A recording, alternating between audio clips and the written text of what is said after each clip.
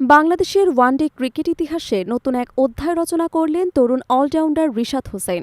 মাত্র ১৪ বলে ৩৯ রানের ঝোড়ো ইনিংস খেলে ছাড়িয়ে গেলেন দেশের দুই কিংবদন্তি ক্রিকেটার সাকিব আল হাসান এবং মাশরাফি বিন মুর্তজাকে। ওয়ানডেতে বাংলাদেশের হয়ে সবচেয়ে বেশি স্ট্রাইক রেটে ব্যাট করার রেকর্ড এখন রিশাদের দখলে। মিরপুর শেরেবাংলা স্টেডিয়ামের ঘূর্ণিময় উইকেটে ব্যাটারদের টিকে থাকাই ছিল কষ্টকর। ইনিংসের শুরু থেকে স্পিনারদের সামনে নাজেহাল হয় বাংলাদেশের টপ অর্ডার।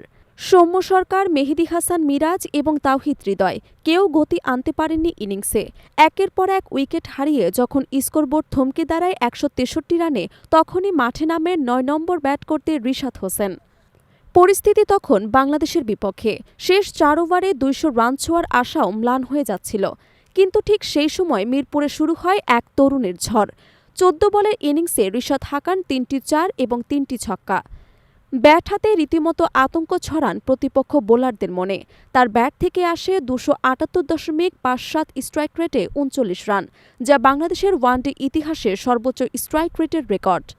এর আগে বাংলাদেশের হয়ে অন্তত ১০ বল খেলে সবচেয়ে বেশি স্ট্রাইক রেটে ইনিংস খেলার কৃতিত্ব ছিল মাশরাফি বিন মুর্তজা এবং সাকিব আল হাসানের দখলে।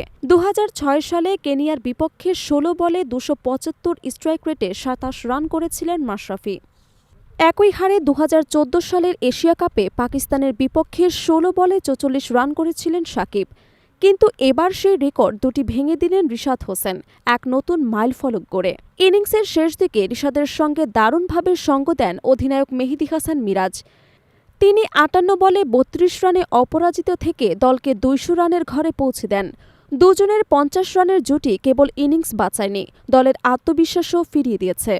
রিশাদের এই ইনিংস শুধু একটি রেকর্ড নয়, এটি এক প্রজন্মের জন্য প্রেরণাও। একজন লেগ স্পিনার হয়েও কিভাবে ব্যাট হাতে ম্যাচের চিত্র পাল্টে দেওয়া যায় তার নিখুঁত উদাহরণ হয়ে থাকল এই ম্যাচ। বাংলাদেশের তরুণ ক্রিকেটারদের জন্য এটি নিঃসন্দেহে অনুপ্রেরণার গল্প, আর রিশাদের নাম এখন লেখা হলো দেশের ওয়ানডে ইতিহাসের রেকর্ড বুকে সোনার অক্ষরে।